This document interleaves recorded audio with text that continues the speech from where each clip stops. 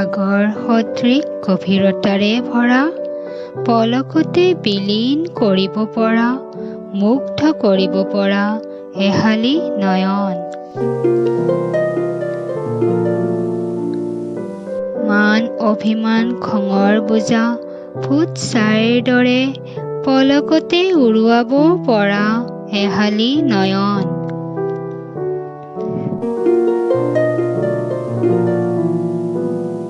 শব্দহীন কথাৰ ভঁৰাল, মৌনতাৰ মিঠা ভাষাৰে হৃদয় স্পৰ্শ কৰিব পৰা এহালি নয়ন। হেজাৰ বাধাক নেওচি মিঠা হাঁহিৰে আগুৱাব পৰাকৈ সাহসী কৰি তুলিব পৰা এহালি নয়ন।